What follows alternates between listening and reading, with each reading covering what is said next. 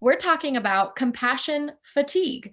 I feel like the definition of that is sort of in what it's called, feeling tired of being compassionate, I guess. But would you go ahead and maybe define that for us? And let's talk a little bit about what it is, maybe why it even happens.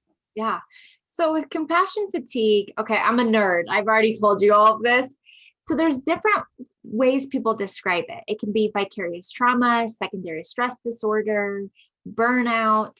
But if you look at it, it's usually a spectrum, burnout at one end, compassion fatigue at the other.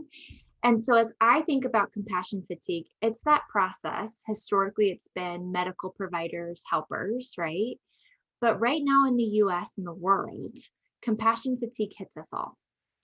It's that process of being faced with people's worst days continuously, right? And not seeing a way out, right? So this is the process of the caretaker. It might be a mom who takes care of her elderly mother, right?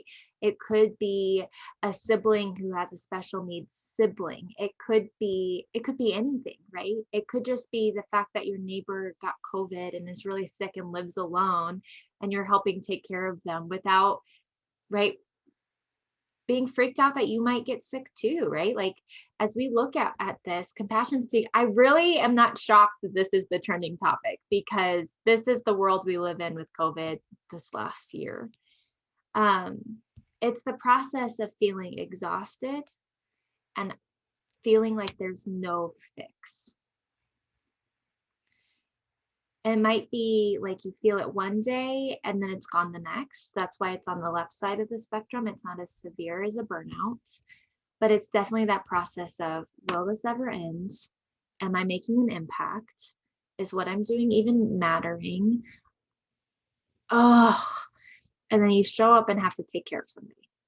Yeah, really common feelings, I feel like, from this past year, and everything that's been going on, and really just hitting that burnout of compassion, which sounds so crazy. Like, how could you get tired of being compassionate toward people? But, I think, like you said, I feel like it's rooted in you and what you're experiencing. It's not that what they're experiencing isn't valid, isn't important, shouldn't be paid attention to. It's just you aren't caring for yourself in a way that gives you the capacity to be compassionate toward them, which I think is so interesting. So next question, kind of off of that, is how do we avoid compassion fatigue? What are some practical tips that you Yep. would suggest? Yep.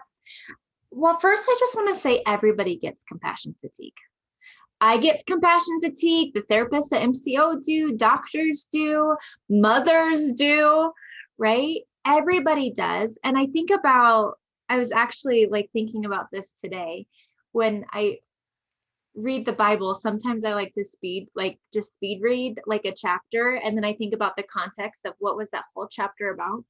And Matthew 8 and 9 go through this, is that Jesus is healing multiple people and he keeps turning around and healing more people. Then there's like a demon possessed man, and then the man who needs to be, I don't know, my words have lost me, healed because he can't walk, right? And then the lady with blood touches him and he's not even like consenting, even though Jesus is consenting, he heals her, but she just touches him, right? His own humanity has a limit, right? He's Jesus, he is God, but in his humanity, he pulls Matthew aside, he pulls him in and calls him to serve and become a disciple.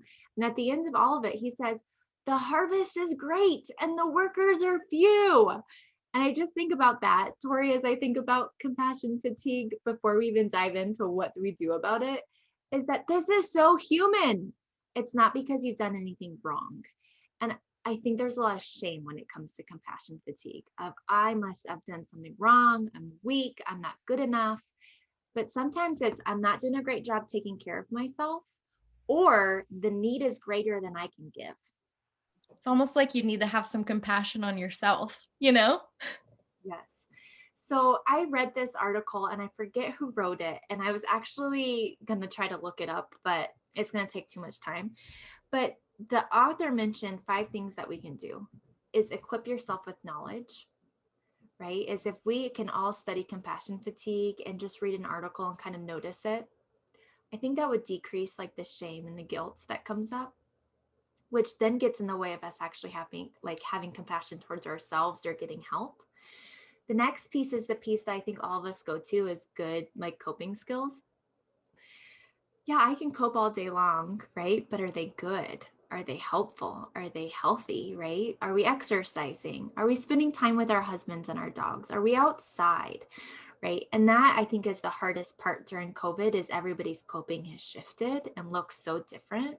So continuing to put energy into that, and I know you already feel empty. So it's just trying to figure out pieces that, right, walk outside and just take a walk around your block once or twice a day. The third one is get support, talk about it. Is the more you talk about it, the more you're going to realize you're not the only one. I think we all need to know, again, we need to know we're not alone. And the two pieces that this author mentioned, which I think was so beautiful, and I'm going to have to look this up, is this process that we need to know that there's a purpose and a calling in what we've been, like what we're doing. I think that's huge because as I think about it, Jesus Christ called Matthew. Jesus Christ said the workers are few and the harvest is great. And after that, chapter 10, he goes into like giving them the power of the Holy Spirit. He allows them to do the things and operate in the miracles that he's operating in. And so knowing there is a purpose behind the position you stand in, people need you. And to step back and realize that, oh, I'm here because God called me to do this, or I'm here because it matters, right? And to remind ourselves of that. And the last piece is hope. We all need to find hope in what we do. It's not just about bandaging wounds. It's about this process of knowing that what you're doing matters and you are having an impact, even if it's not on a global scale. For that one person, that one day, it really does matter. I think that's hard when we're working with patients that cuss us out and things, might be hard to find some hope there, but just realizing that there is a dent that you're making. Yeah, that's so encouraging. I feel like that's such a timely message coming out of 2020 and going into this year, and people just feeling so tired and just not able to sympathize or empathize, with people. And I Yes. think that is a timely message. Oh, and I just want them to, we all feel this way. We all get there of, I have to talk about this again, right? That's when we have to slow down and take care of ourselves.